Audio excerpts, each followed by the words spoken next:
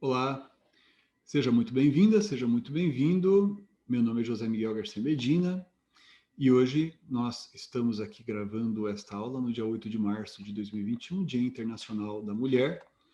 Eu começo manifestando aqui minhas homenagens, tá bom? Meu reconhecimento, meu agradecimento a todas por esse dia.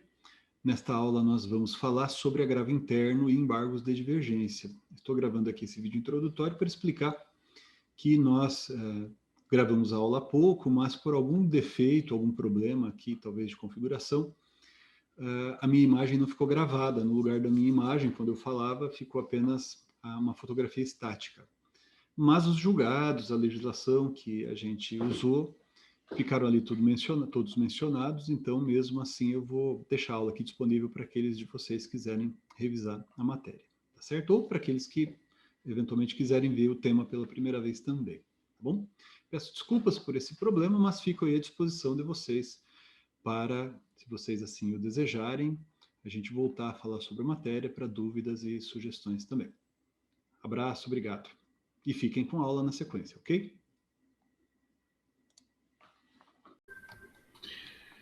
Olá, bom dia a todas, bom dia a todos vocês, sejam muito bem-vindos, sejam muito bem-vindas.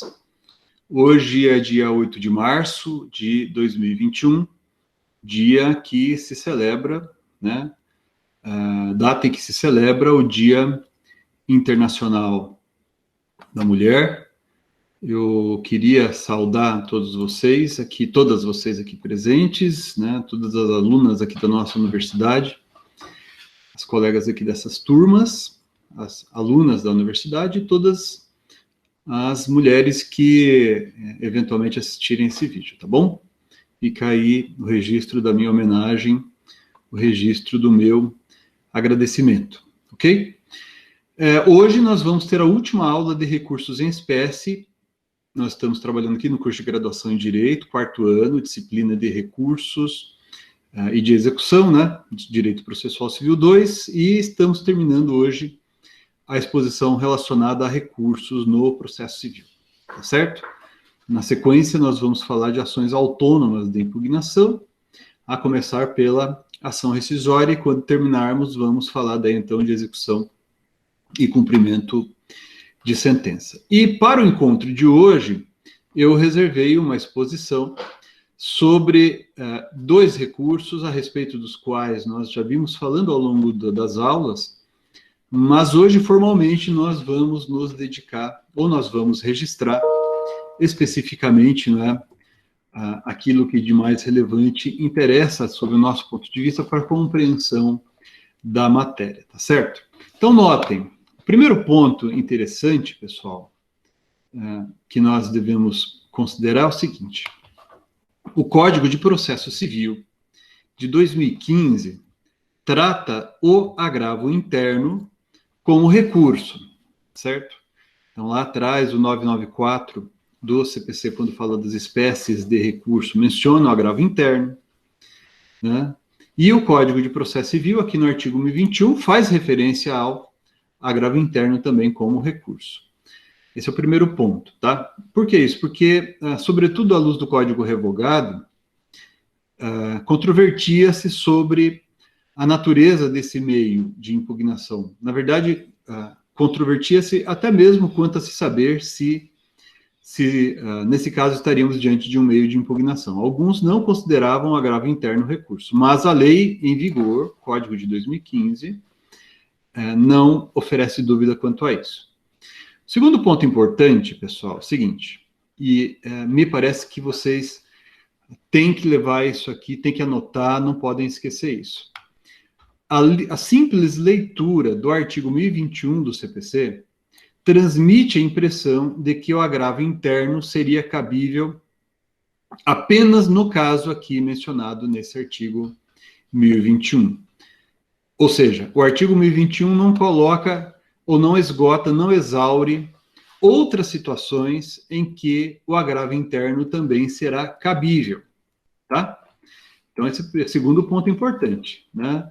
É recurso, ok? Segundo, a matéria não está apenas no artigo 1021 do CPC, tá certo? Que não esgota as hipóteses de cabimento do agravo interno. Nós vamos falar disso na sequência, eu vou ler com vocês para que a gente deixe isso bem registrado, os artigos 1030, parágrafo 2º, 1035, 1036, 1035, parágrafo 7º, 1036, parágrafo 3º, e 1042, caput na sua parte, 1042 na sua parte final, né? Por quê? Porque há uma, sobretudo após a reforma de 2016, pela qual passou o Código de Processo Civil de 2015, o agravo interno como que se relaciona, no que diz respeito às hipóteses de cabimento, né? E como que se relaciona com o agravo previsto no artigo 1042 do Código de Processo Civil. Nós falaremos disso um pouquinho adiante, tá bom? Bom, então, notem que o agravo interno, ele está bem relacionado, ou se relaciona bastante, talvez até umbilicalmente, com aquele princípio do sistema recursal a que nos referimos lá atrás, o assim chamado princípio da colegialidade, né? O professor Barbosa Moreira, saudoso professor Barbosa Moreira, ele dizia que o juiz natural do recurso é o órgão colegiado, né? Inclusive, para muitos, o duplo grau de jurisdição só se efetiva integralmente se o recurso é julgado por um órgão colegiado, né? No entanto, pessoal, ao longo do tempo, ao longo dos anos, das décadas, né, por variadas razões, uma das razões, a quantidade muito grande de processos julgados pelos órgãos colegiados, né, dentre outros, o fato é que os regimentos internos dos tribunais, e assim também as leis, né, que disciplinam o processo civil, sobretudo o CPC, que foi passando por sucessivas reformas, o Código de 73, né, para disciplinar isso. Então, essas normas regimentais, e assim também da lei processual, passaram, né, gradativamente a aumentar os poderes, ou pelo menos as situações, em que o relator poderia decidir monocraticamente. Então, no Código de Processo Civil, hoje em vigor, vejam, a matéria está ali no artigo 932, né? Incumbe ao relator fazer um monte de coisa, direção do processo, tutelas de urgência, de evidência, e prevê, né, a lei ainda, aqui nos incisos 3º, 4º e 5º, a possibilidade de o relator decidir monocraticamente os recursos, né? Então, ele pode dizer que o recurso é inadmissível, ele pode, no mérito do recurso, negar provimento ao recurso, se presentes as circunstâncias aqui referidas, nas alíneas do inciso 4º, e assim também o inciso 5º, depois de ouvida a outra parte, ou facultada a apresentação de contrarrazões, dar provimento ao recurso, também nas situações aqui mencionadas, né? Percebam que as alíneas dos incisos 4º e 5º do artigo 932, de certo modo, vinculam a decisão do relator quanto ao mérito do recurso à presença de uma súmula, né, ou de um precedente qualificado, né, oriundo dos tribunais superiores, ou, eventualmente, até oriundo do próprio tribunal, desde que, nesses casos aqui mencionados, decisão de incidente de resolução de demandas repetitivas ou incidente de assunção de competência. Falaremos desses incidentes na sequência, né, que a gente vai tratar na próxima aula em diante, de ações autônomas de impugnação e outros processos nos tribunais. Uma coisa interessante é que o Código Revogado admitia a prolação de decisão monocrática pelo relator quando houvesse jurisprudência preponderante em determinado sentido, jurisprudência majoritária, né? Código de Processo Civil de 73, no artigo 557, ele previa isso. Deixa eu abrir aqui para vocês verem como é que a matéria estava no artigo 557 do CPC, né? Que corresponde ao 932 do Código de Processo Civil, tá? Então, vejam, aqui, agora eu coloquei na tela para vocês o artigo 557 do CPC, né? admitia que o relator decidisse o recurso com base em jurisprudência dominante do respectivo tribunal, do Supremo ou do Tribunal Superior. Se controvertia muito sobre o significado dessa expressão jurisprudência dominante. O que era jurisprudência dominante? Em que época, né? No último mês, no último ano? O que é jurisprudência dominante? É jurisprudência, essa dominância a gente verifica com base no universo de quantos julgados, né? Dominante entre os últimos 6, dominante entre os últimos 100 julgados. E o que é dominante? 6 para cima, 7 para cima, 70%? Não havia nada claro a esse respeito. Por isso, o Código de 2015, pessoal, ele foi mais objetivo nesse ponto, né? Foi mais claro ao exigir ou ao estabelecer que o relator só pode proferir decisões monocráticas nas situações assim mencionadas. No entanto, e isso é importante deixar registrado, o inciso 8º do artigo 932 estabelece que o relator pode exercer outras atribuições estabelecidas no regimento interno do tribunal. Então, muitos tribunais, inclusive os nossos tribunais superiores, contêm previsão regimental expressa no sentido de que o relator pode decidir com base em jurisprudência dominante. Então, vejam só que interessante. O fato de o CPC não prever isso, então o CPC de 2015 não previu o que o Código Revogado previa, a possibilidade de prolação de decisão pelo relator com base em jurisprudência dominante, não evitou que, com base no inciso 8º do artigo 932, né, os regimentos internos de tribunais previssem essa hipótese. Então, vários tribunais brasileiros, dos estados também, assim também como tribunais superiores, prevêem textualmente a possibilidade de o relator monocraticamente decidir com base em jurisprudência dominante, tá certo? Então, esse é um ponto importante. De todo modo, pessoal, se costuma afirmar que o relator é uma espécie de porta-voz do recurso, né? Então, com o passar dos anos, foi aumentando, seja a lei, sejam os regimentos, foram aumentando os poderes dos relatores para decidir monocraticamente, mas diante daquela concepção de que prevalece entre nós o princípio da colegialidade, que o órgão colegiado é o juiz natural dos recursos, né? Então se passou a entender que deveria haver um meio de acesso ao órgão colegiado. Então, ainda que o regimento do tribunal, por exemplo, previsse a possibilidade do relator decidir sozinho, deveria ser admissível, ou deveria ser previsto, um meio de acesso ao órgão colegiado. Então, esses próprios regimentos que lá atrás vinham aumentando os poderes do relator, passaram a prever em seu texto agravo. Então, era uma espécie de recurso que não era lá atrás prevista no Código de Processo Civil, mas era prevista nos próprios regimentos dos tribunais. Muita gente criticava isso, né? Então, muitos autores na doutrina, como, por exemplo, o professor Nelson Neri, dizia que isso era absolutamente inconstitucional. Por quê? Porque apenas lei federal poderia criar recursos.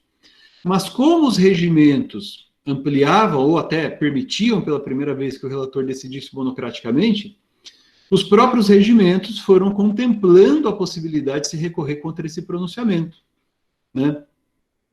Através de agravo, normalmente se usava esse recurso, né? Ou se chamava de agravo, recurso cabível nesse caso. Esse agravo, previsto nos regimentos dos tribunais contra decisões monocráticas dos relatores, pessoal, por ser um agravo previsto no regimento, passou a ser chamado de agravo regimental, né? Então, até hoje, se vocês pesquisarem no site de jurisprudência dos tribunais, vocês vão ver que muitos deles não usam, ou usam pouco, pelo menos, a expressão agravo de instrumento. Muitos deles, até hoje, usam a expressão agravo regimental. Aliás, regimentos de tribunais ainda fazem menção ao agravo regimental, né? Uma coisa importante que a gente pode também mencionar aqui, pessoal, que diz respeito ao agravo interno, agora chamado de agravo, perdão, o antigo agravo, que muitos chamavam de regimental, né? Vejam o artigo 1070, deixa eu colocar aqui na tela para vocês também. O artigo 1070 do Código de Processo Civil, né?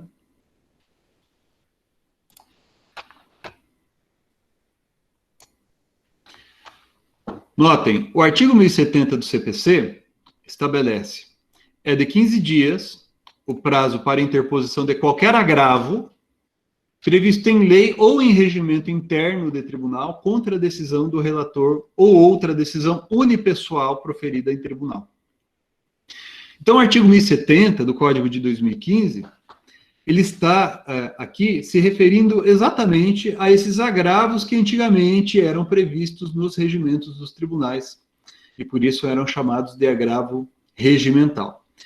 Esse agravo regimental, pessoal, esse antigo agravo regimental, hoje é o agravo interno previsto, tá? Hoje é o agravo interno previsto no artigo 1021 do Código de Processo Civil, ok?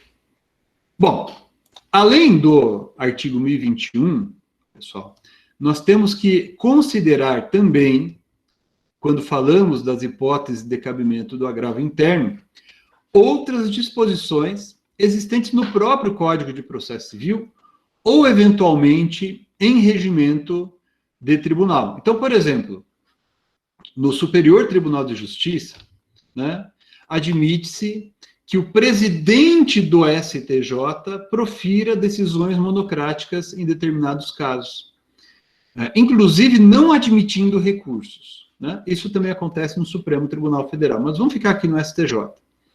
Lá no Superior Tribunal de Justiça, contra essa decisão monocrática proferida pelo presidente do tribunal que não admite um recurso especial, por exemplo, ou um agravo do artigo 1042, por exemplo, caberá agravo interno, né, que receberá esse nome rigorosamente, ainda que eventualmente alguém venha chamar de agravo regimental.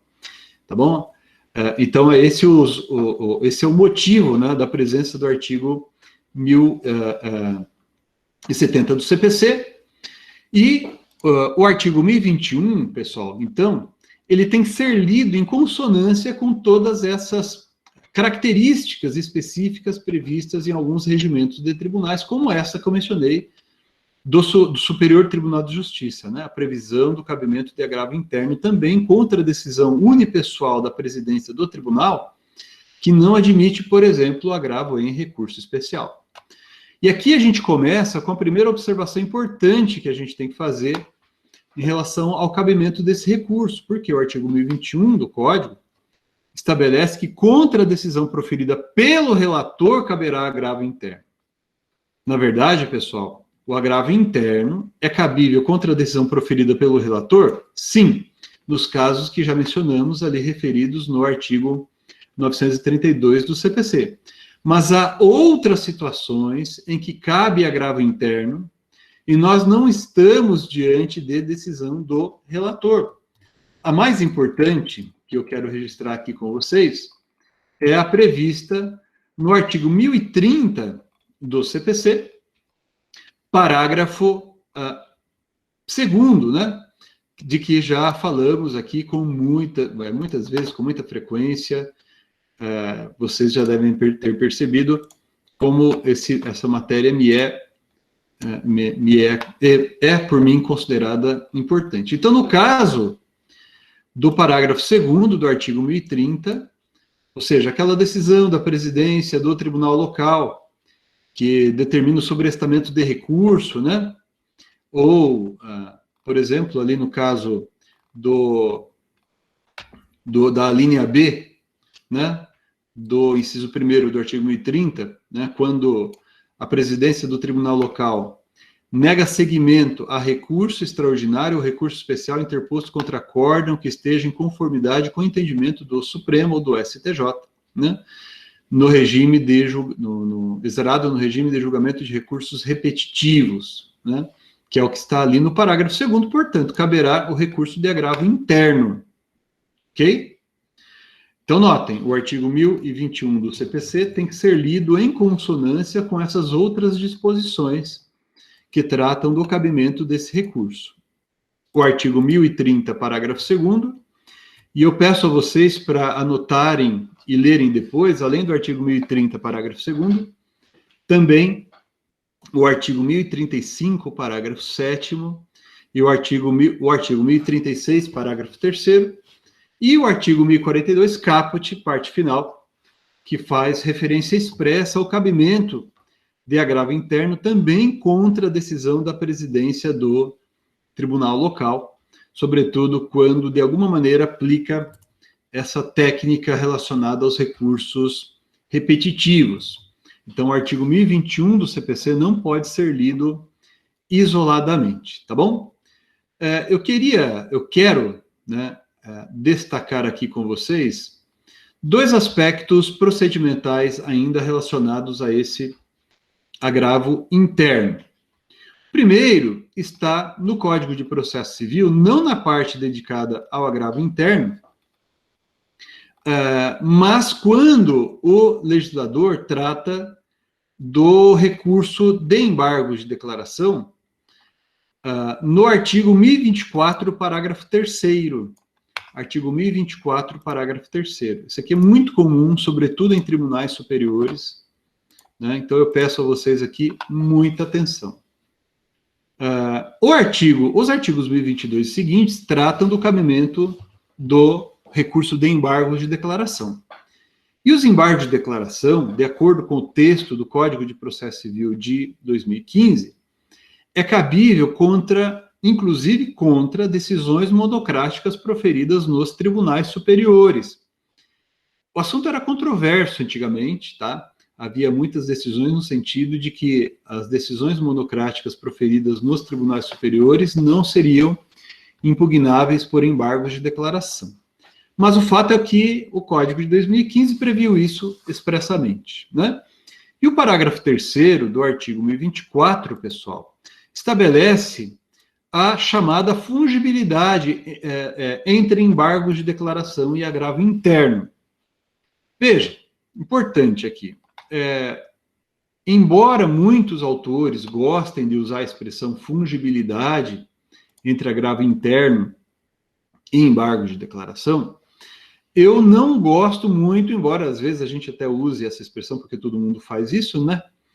Eu não acho apropriado falar em fungibilidade aqui, mas, mais propriamente, em aproveitamento dos embargos de declaração como agravo interno, né? Veja, o parágrafo 3º do artigo 1024 prevê isso só dos embargos de declaração para agravo interno, e não a hipótese inversa. Então está escrito ali, veja, o órgão julgador conhecerá dos embargos de declaração como agravo interno, se entender ser este o recurso cabível. Então, a lei não fala que conhecerá do agravo interno como embargos de declaração. Né? Além disso, pessoal, é importante, né? Os embargos de declaração têm prazo de 5 dias, já o agravo interno tem prazo de 15 dias. Então, naturalmente, se você interpuser agravo interno para além do prazo de 5 dias, naturalmente já não dá para receber o agravo interno como embargo de declaração. Então, além da lei, a lei não prever isso, né, o prazo dos recursos aqui referidos são distintos.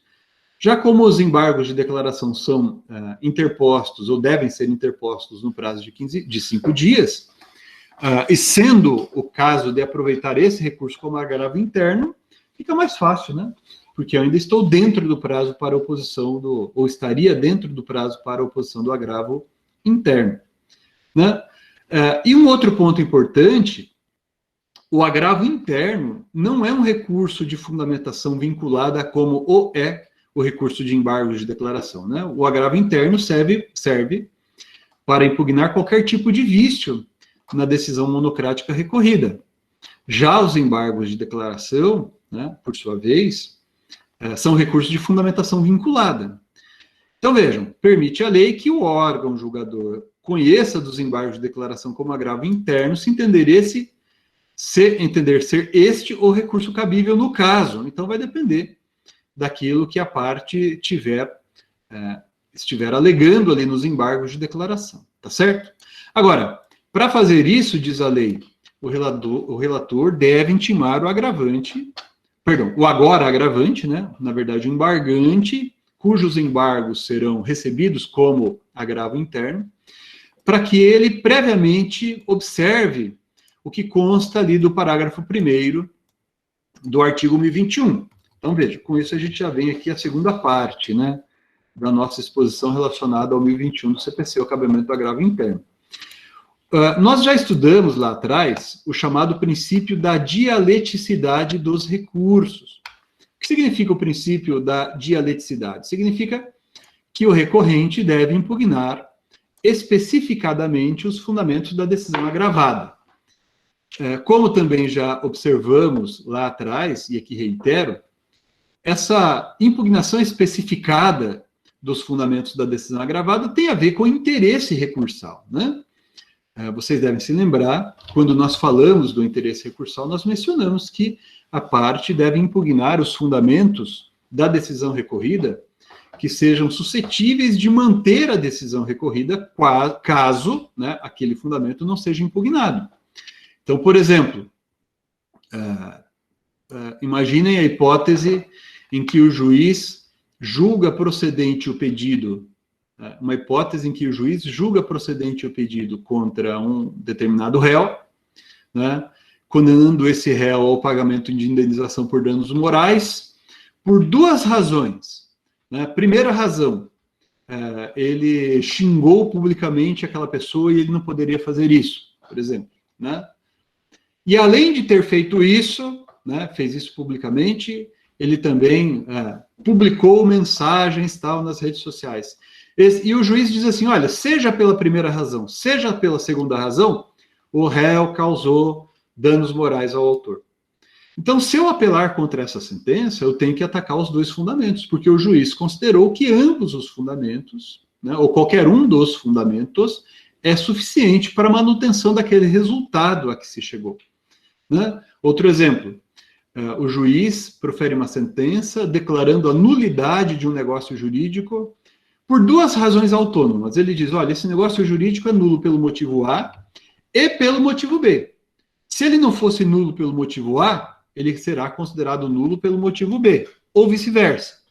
Ora, cada um desses fundamentos, autonomamente, é capaz de manter a decisão recorrida. Entendam isso, né? Cada um desses fundamentos, autonomamente, é capaz de manter a decisão recorrida.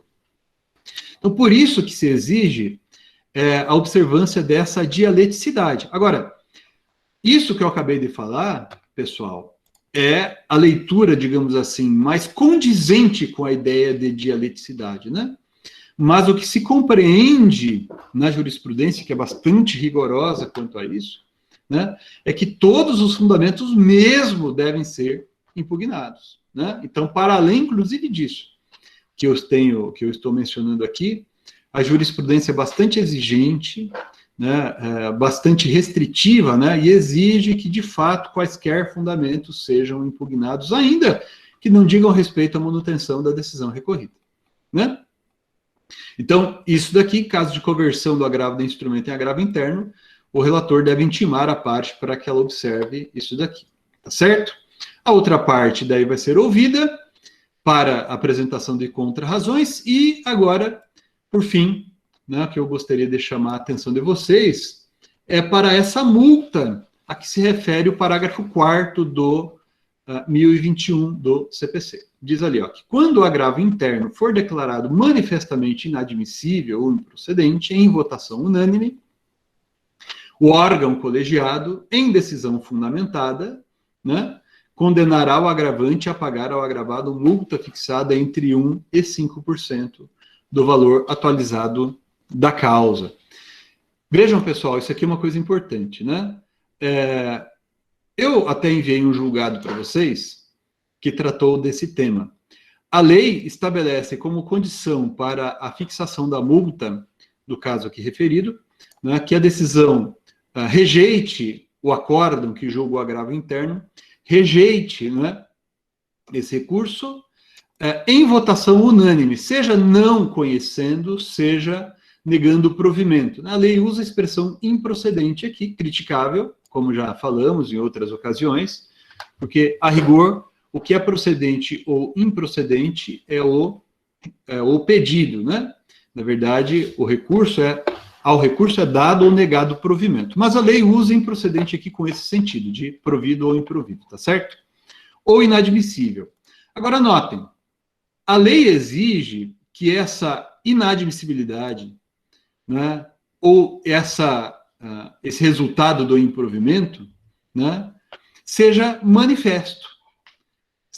O que significa essa expressão? Declarado manifestamente inadmissível ou improcedente. Veja, nesse caso aqui, não estará em jogo a boa ou a má fé da parte, o elemento subjetivo da consciência do agravante, né? Se ele está atuando aqui de uma maneira propositalmente, né, protelatória, por exemplo, né? Mas a lei exige que haja essa manifesta inadmissibilidade, ou manifesta improcedência, para usar aqui o termo legal. Isso revela, pessoal, que para o legislador, digamos assim, não basta, né, uma hipótese de descabimento qualquer, ou não basta uma hipótese de desprovimento qualquer, né? A lei, aqui, nesse ponto, deve ser interpretada em consonância com o artigo 5º do CPC, que nesses casos aqui, não é quando fala que o recurso é declarado manifestamente inadmissível, manifestamente improcedente, está em consonância com a ideia de boa-fé objetiva, né? Por isso, e aí aquele julgado que eu enviei para vocês, no sentido de que, né, a multa, eu vou até colocar aqui na tela também, aquele julgado que eu enviei para vocês anteriormente, no sentido de que a multa, né, referida no parágrafo 4º do artigo 1021, não é decorrência lógica e automática do não provimento do agravo interno. E aqui também não conhecimento do agravo interno, né? Daí diz aqui o julgado, sendo necessário que se evidencie que sua interposição se deu de forma abusiva ou protelatória, né? Então, a ideia norteada ali pela interpretação do parágrafo 4º do artigo 1021, né? Com base na ideia de boa-fé objetiva, tá certo? Agora, o parágrafo 5º do CPC do artigo 1021 do CPC, condiciona a interposição de outros recursos ao depósito dessa multa, salvo no caso da Fazenda Pública ou beneficiário da gratuidade da justiça, tá bom? A jurisprudência é bastante rigorosa quanto a isso daqui. A jurisprudência tem, inclusive, na jurisprudência, há decisões no sentido de que, caso o recurso seja protocolado sem que tenha sido feito esse depósito aqui previamente, né, aquele recurso considerado inexistente, tá certo?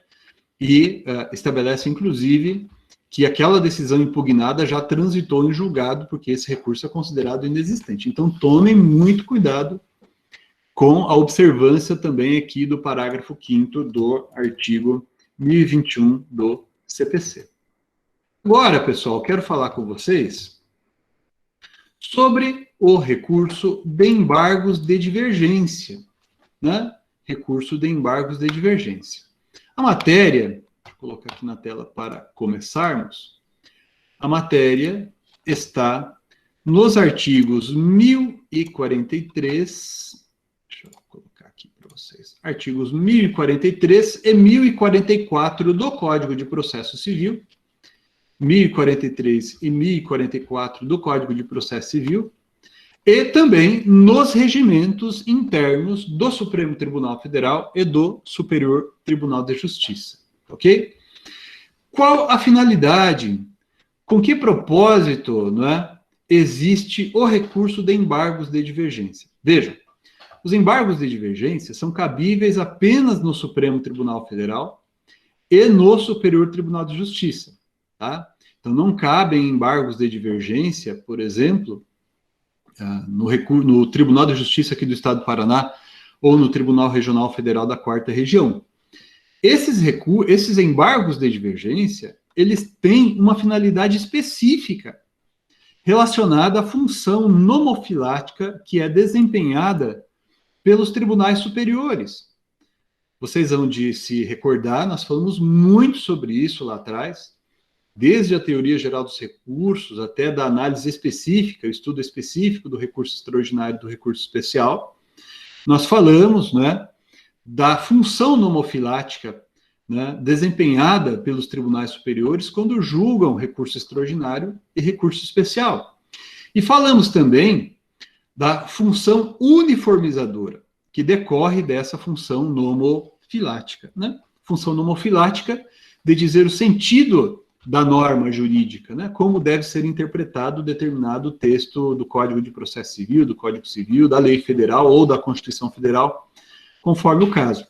E a função uniformizadora tem a ver justamente com essa ideia de que os tribunais superiores existem também para dirimir controvérsias interpretativas relacionadas à Constituição e às leis, né, no âmbito dos tribunais.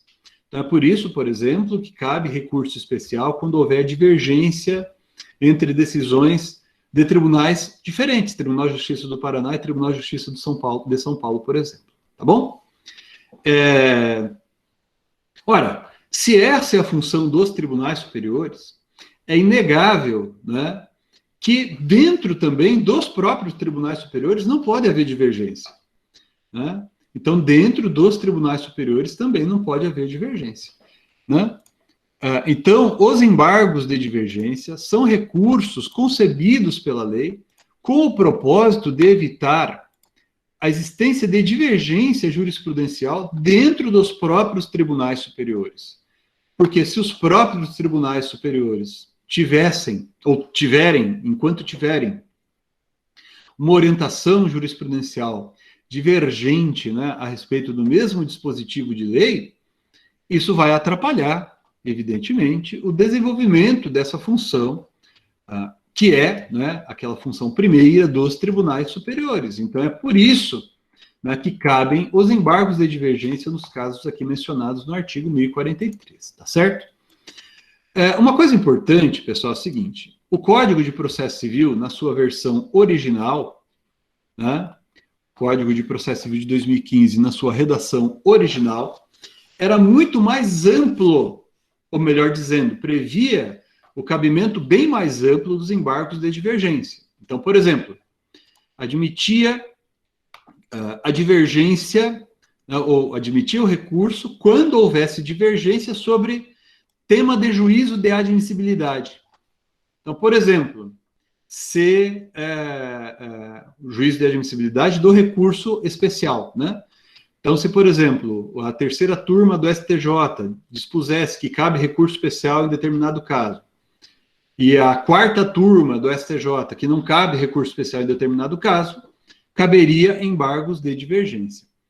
Mas esse inciso foi revogado pela reforma de 2016. Os tribunais superiores entenderam que não, que nesse caso não deveria ser cabível o recurso de embargos de divergência, né?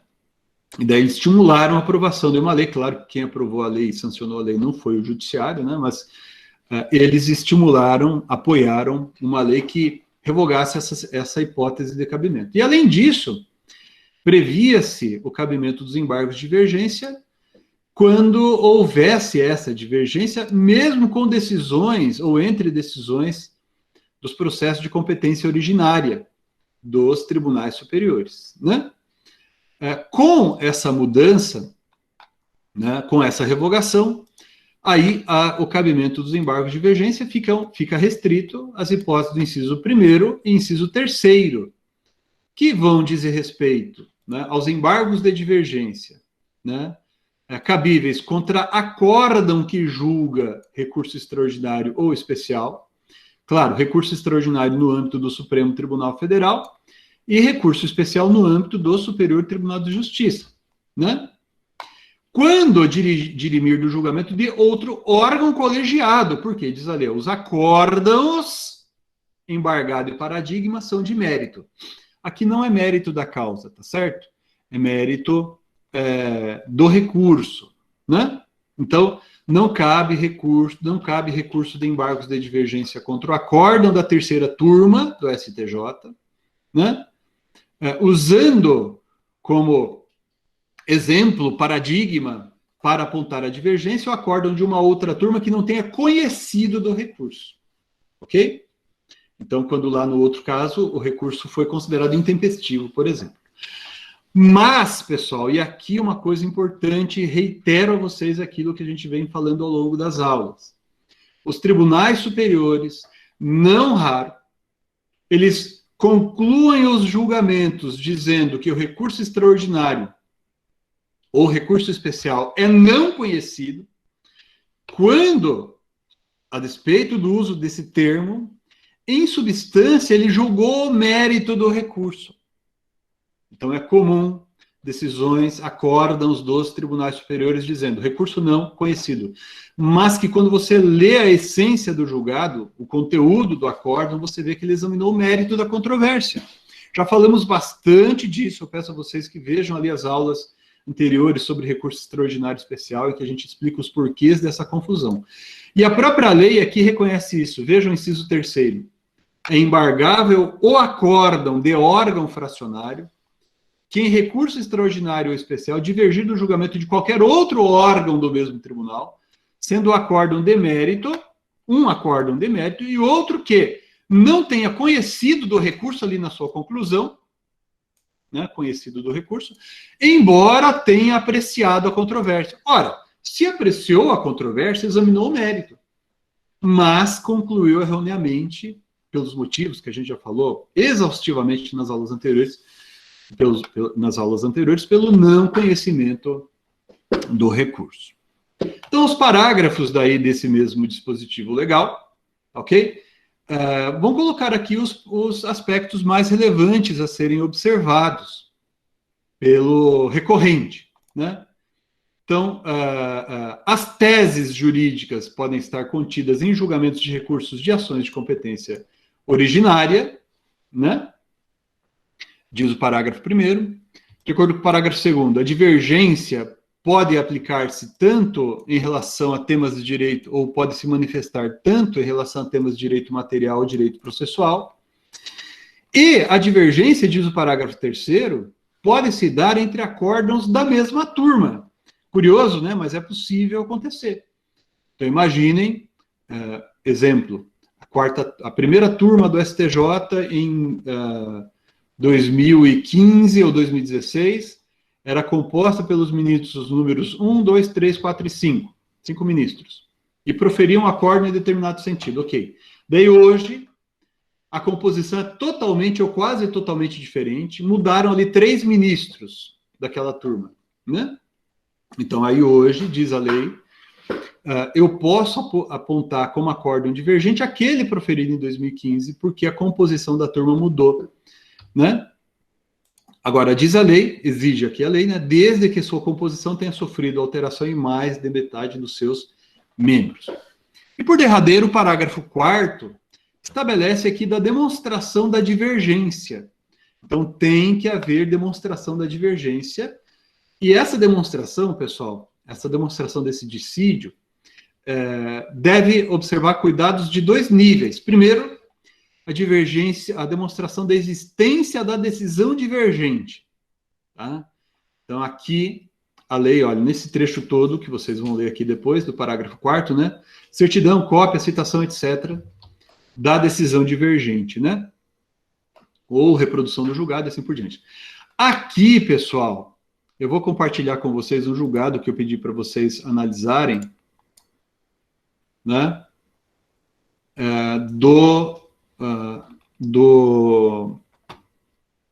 Da Corte Especial do Superior Tribunal de Justiça, que revela como o Superior Tribunal de Justiça tem sido rigoroso, a meu ver, inclusive, talvez aqui nesse julgado, excessivamente rigoroso quanto à observância desses requisitos, né? Então, olha, a agravante reconhece a ausência desjuntada de certidão do julgamento do acórdão paradigma, né? Olha, veja, pessoal, as decisões proferidas pelo Superior Tribunal de Justiça estão todas no site do Superior Tribunal de Justiça. Então, olha bem, eu tenho que juntar a certidão da existência da decisão proferida pelo Superior Tribunal de Justiça para apontar a divergência entre os julgados do próprio Superior Tribunal de Justiça em um recurso que vai ser julgado pelo próprio Superior Tribunal de Justiça. Pois é. Né? Aqui, nesse caso, desse processo cujo acórdão pedi para vocês analisarem, não houve juntada de certidão, né? E nesse caso aqui, a meu ver, nem seria rigorosamente necessária a juntada de certidão, porque as decisões estão no site, todas elas no site do STJ, né? Do próprio Superior Tribunal de Justiça. E nesse caso, vejam, a parte opôs embargos de declaração, dizendo, de fato, eu não juntei, né? Mas ali não precisa que eu junte isso, não exige que eu junte isso, embora a lei faça referência, né? Certidão aqui. Mas nesse caso, pessoal, me parece, o acórdão encontra-se disponível na internet. Então, a gente incorreria ou incidiria nesse pedaço aqui do parágrafo 4º, né, com reprodução de julgado disponível na rede mundial de computadores, indicando a respectiva fonte. Mas não, que nessa decisão se exigiu mais, se exigiu a juntada da certidão. E mais ainda, disse aqui esse recorrente, né? Que, no caso, se poderia aplicar o 932, parágrafo único do CPC. Lembrem, o parágrafo único do artigo 932 autoriza, pessoal, a complementação de requisitos formais, né? E esse aqui é um exemplo típico disso, a meu ver. Mas essa decisão não foi nesse sentido. E com isso aqui eu reitero uma vez mais aquilo que nós falamos lá atrás, no sentido de que a jurisprudência dos tribunais superiores tem interpretado esse dispositivo de uma maneira bastante restritiva, né? E, por fim, conclui aqui o julgado, a ausência de demonstração da divergência alegada no recurso uniformizador, nos moldes do parágrafo 4º do 1043 e 266, parágrafo 4º do Regimento Interno do STJ, é um vício substancial, né? Resultante da não observância do rigor técnico, etc, etc. Então, percebam vocês como a jurisprudência tem sido bastante restritiva quanto ao cabimento desse recurso. E, além disso, pessoal, além de eu ter que demonstrar materialmente a existência de uma decisão divergente, um outro requisito importante é aquilo que eu chamo de demonstração analítica da divergência, que está também aqui no parágrafo 4º, que diz, né, que o recorrente, em suas razões, mencionará circunstâncias que identificam ou assemelham os casos confrontados, comparados, né? Então, você vai ter que colocar os dois acórdãos, julgam o cabimento de danos morais quando há o protesto indevido, por exemplo. No caso A. Né? Então, você vai dizer que os dois adotam ou os dois julgaram essa mesma questão. Mas, no acórdão A, se decidiu em sentido diferente do que se decidiu no acórdão B. Daí, então, o tribunal tem que uniformizar isso, tá bom? Aspectos procedimentais que eu quero destacar com vocês aqui, né, são dois. Primeiro, o caput do artigo 1044 do Código de Processo Civil estabelece que nós vamos observar o procedimento previsto no regimento interno do respectivo Tribunal Superior, né? Então, por exemplo, qual o órgão que vai julgar o recurso de embargos de divergência? No Tribunal de Justiça, no Superior Tribunal de Justiça, como nós já falamos várias vezes, né, há uma divisão em turmas, né, primeira, segunda, até sexta turma, e cada grupo de 2 turmas ou é vocacionada a julgar determinados temas. Então, por exemplo, primeira e segunda turma julgam matérias de direito público, né? A terceira e a quarta turma, direito privado, e a quinta e a sexta turma, direito penal, né? Então, se houver divergência entre a primeira e a segunda turma, por exemplo, sobre um tema de direito tributário, um tema de direito administrativo, daí os embargos de divergência serão julgados pela primeira sessão, nesse caso, sessão com C cedilha, tá? A primeira sessão abrange a primeira e a segunda turma, a segunda sessão, também com cedilha, abrange a terceira e a quarta turma, e a terceira sessão, né, abrange a quinta e a sexta turmas, né? Agora, pode suceder que haja divergência, pessoal, entre turmas de sessões diferentes. Então, por exemplo, se houver divergência entre a primeira turma e a terceira turma, aí o recurso de embargos de divergência será julgado pela Corte Especial do STJ, tá bom? Que é um órgão especial mais amplo, um órgão colegiado mais amplo, né? Cuja competência diz também respeito ao julgamento de embargos de divergência, quando a divergência se der entre turmas de sessões diferentes. Aliás, o acórdão que a gente acabou de ler é um acórdão da Corte Especial, né? Naquele caso ali referido, tá certo? E, para finalizar, um ponto bem peculiar, que eu vou apenas registrar, porque ele não é muito comum, né? O artigo 1044 do Código de Processo Civil, em seus parágrafos 1º e 2º, trata de uma situação muito peculiar, bastante restrita, pessoal, que é o cabimento de recurso extraordinário contra acórdão do Superior Tribunal de Justiça e a oposição de embargos de divergência por uma das partes, nesse caso. Então, vejam, primeiro, cabe recurso extraordinário contra acórdão do STJ? A resposta é positiva. No entanto, o recurso extraordinário só será cabível contra acórdão do Superior Tribunal de Justiça quando a violação à Constituição surgir, né, no acórdão do STJ, tá bom? Então, esse primeiro ponto é importante. Por quê? Porque se a questão constitucional já existia no acórdão proferido pelo tribunal local e a parte só interpôs recurso especial, houve preclusão em relação à questão constitucional e não cabe mais recurso extraordinário. Então, só vai caber um recurso extraordinário contra acórdão do Superior Tribunal de Justiça quando a violação à Constituição surgir pela primeira vez neste acórdão. Isso é possível em tese. Isso pode acontecer, embora não seja frequente, embora não seja comum. E, além disso, esses parágrafos 1º e 2º do artigo 1044 tratam também de uma outra questão específica, né? Que diz respeito ao cabimento em tese, concomitante, ou possibilidade, ao menos em tese, de cabimento concomitante de embargos de divergência e recurso extraordinário. Quando é que isso pode acontecer? Quando há sucumbência recíproca. Então, imaginem, né, que uma das partes perdeu em relação a um dos capítulos do julgamento do recurso especial, e essa decisão do STJ decidiu desfavoravelmente a essa parte com base na Constituição. Então, essa parte, desde logo, teria interesse em entrar com recurso extraordinário, por exemplo. Mas, em outro capítulo do acórdão, houve uma decisão desfavorável à outra parte.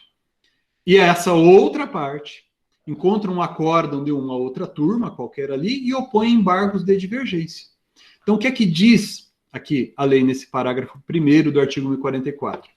Que a interposição dos embargos de divergência no STJ interrompe o prazo para a interposição do recurso extraordinário por qualquer das partes, né? Então, se uma das partes interpuser embargos de divergência, o recurso extraordinário, em tese cabível, né, o prazo, né, fica interrompido. O que significa dizer? Recomeça a correr do zero posteriormente. E, além disso, diz a lei, que se os embargos de divergência forem desprovidos ou não alterarem a conclusão do julgamento anterior, o recurso extraordinário que eventualmente já tiver sido interposto pela outra parte antes da publicação do julgamento dos embargos de divergência será processado e julgado independentemente de ratificação, né? Agora, havendo julgamento nos embargos de divergência, eventualmente, né, se forem providos ou coisa parecida, aí então abre-se prazo para novo interposição de novo recurso extraordinário, tá certo? Então, pessoal, é isso, né? Com essa exposição, essa aula de hoje sobre agravo interno e embargos de divergência, nós completamos a matéria de recursos em espécie. Na aula de amanhã, dia 9 de março em diante, a gente começa a falar de recurso, de ações autônomas de impugnação, tá bom? Mais uma vez, minhas homenagens às mulheres pelo seu dia. Obrigado a todos vocês. Eu vou interromper a gravação por aqui. e a gente prossegue com as dúvidas, tá bom? Até a próxima, um abraço.